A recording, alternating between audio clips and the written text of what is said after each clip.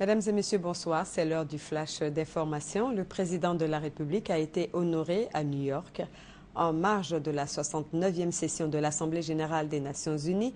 Le prix de la Fondation Africa America Institute 2014 lui a été décerné. Le compte-rendu est signé de notre envoyé spécial Jérôme Kofi Abolin.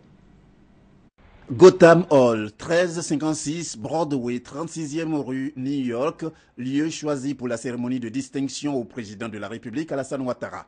Aux environs de 20 h, heure locale, comme prévu, le chef de l'État y est arrivé avec à ses côtés son épouse Dominique Ouattara, des membres de son cabinet et des membres du gouvernement composant la délégation ivoirienne pour la 69e session de l'Assemblée générale de l'ONU à New York.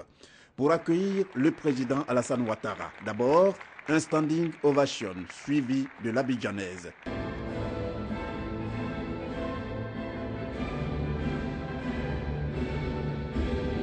Cérémonie à l'actif de la Fondation Africa America Institute à l'occasion de son 30e gala. La Fondation, en décernant le prix EEI 2014 au président Alassane Ouattara, entend lui rendre hommage pour ses nombreuses actions pour le progrès de la Côte d'Ivoire. Un tel geste, le chef de l'État ne pouvait pas y être indifférent. Really, I'm grateful to the African American Institute. Le président de la République, heureux, il a exprimé sa gratitude à la Fondation et tous ses membres pour avoir porté leur choix sur sa personne.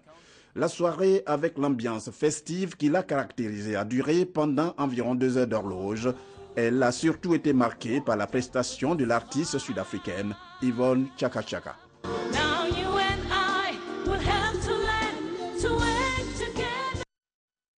Le Premier ministre Daniel Kablan-Duncan a reçu le représentant de l'Union africaine en Côte d'Ivoire, Ambroise Onyon-Samba. En fin de mission, il est allé faire ses adieux à Daniel Kablan-Duncan.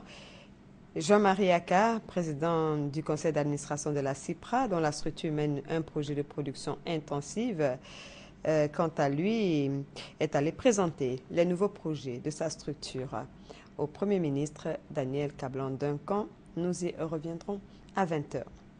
Le 28 septembre de chaque année est célébrée la journée mondiale contre la rage.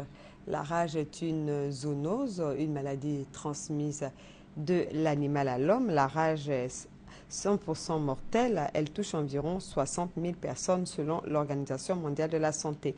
Face à cette situation préoccupante, il est bon de sensibiliser les populations sur la maladie et la conduite à tenir afin de l'éviter. La fièvre hémorragique à virus Ebola poursuit sa progression macabre. Le cap des 3000 morts a été atteint selon l'Organisation mondiale de la santé. L'OMS a besoin de 480 millions de dollars pour aider les pays concernés à freiner la propagation du virus. Par ailleurs, le président nigérien Goodluck Ebele Jonathan a annoncé à la tribune des Nations Unies que plus aucun cas de maladie n'est désormais enregistré au Nigeria. Et c'est une très bonne nouvelle. Réunis à Yamoussoukro dans le cadre du 25e anniversaire de la culture de la paix, les 22 et 23 septembre dernier, la Fondation Félix Houphouët-Boigny et ses partenaires ont célébré l'excellence en matière de recherche de la paix. Ainsi, la 2e édition du prix Tremplin Ivoire de l'entrepreneuriat social pour encourager les jeunes aux initiatives de paix a été décernée à Armel Kofi. Il intervient dans le domaine de l'éducation, de la formation, jugé comme facteur de paix. À l'étranger, ce drame en Guinée-Bissau, une vingtaine de personnes à bord d'un minicar a trouvé la mort suite à l'explosion d'une mine oubliée en 1974 par l'armée coloniale portugaise, selon les experts. Et puis c'est un véritable ouf de soulagement pour les voyageurs. Les pilotes d'Air France suspendent leur grève. La situation devrait revenir à la normale à partir de mardi. L'annonce a été faite ce dimanche par le principal syndicat de pilotes d'Air France et selon la direction de la compagnie aérienne, ce mouvement de grève a coûté 20 millions d'euros par jour, soit 13 milliards 120 millions de nos francs à la compagnie. C'est la fin de ce flash. On se retrouve à 20 h pour la grande édition.